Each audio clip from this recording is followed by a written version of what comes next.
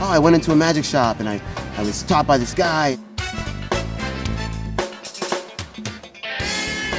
I'd be like, oh my gosh, that's amazing. But you don't hear that anymore because everything's online. Like, well, let's fix it. There's got to be a place to go.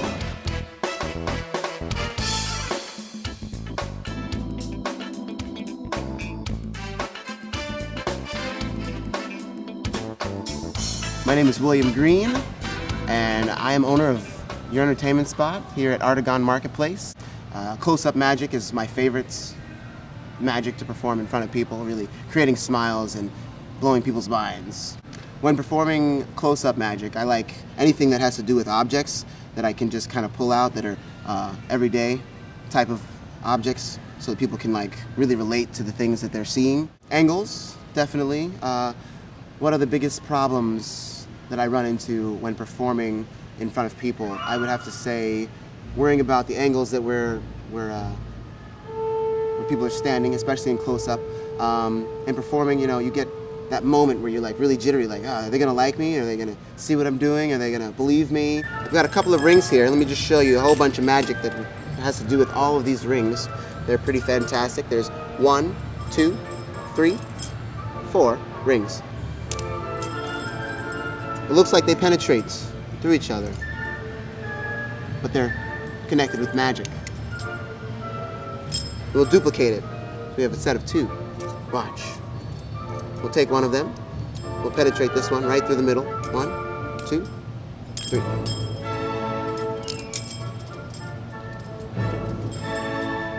Use those 2 there. One on the bottom. We'll give it a nice tap. Flies right through.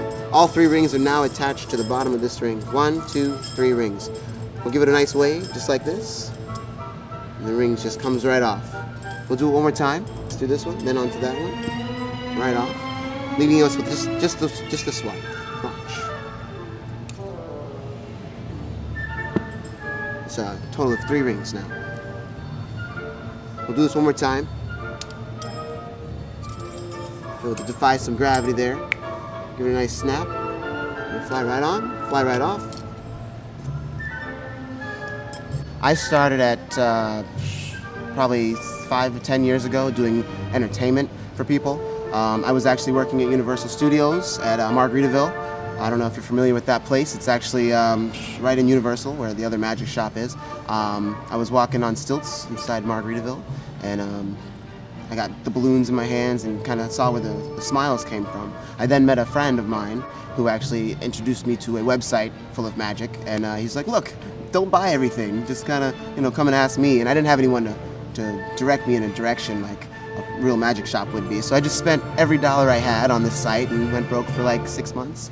There were no other shops in the area that I could walk into and learn magic, and I actually heard from a lot of the other balloon artists and face painters and magicians in the area. They all have a story where all the older magicians have gone to magic shops around the world, and I don't think there's a lot of magic shops that still exist. So here we are. I've created a magic shop, and now we have a new place to perform and get together and communicate with everybody. This is currently one of the only magic shops. I think there's another one that's down the street. It's in Universal Studios. I think that's the closest one. Outside of that, I don't think there's a lot of magic shops that still exist in a brick and mortar state. What are the benefits of having a beginner magician come over to our shop? They'll be able to come over here, purchase a magic trick. We'll be able to work with them one-on-one, giving them some time to figure out the trick. It benefits me immensely.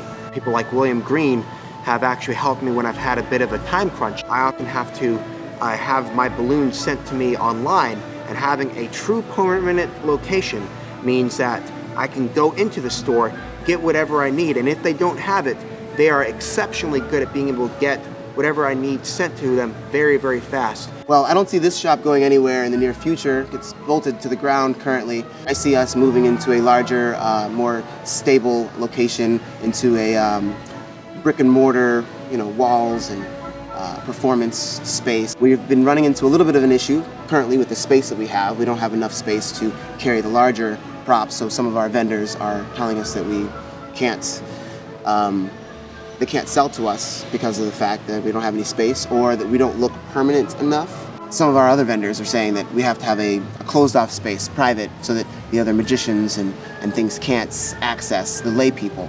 Laymen who want to come by and they might see a really cool store display. It gets their attention, and then they come in and they see what it's all about. Magic stores in general are kind of disappearing, no pun intended.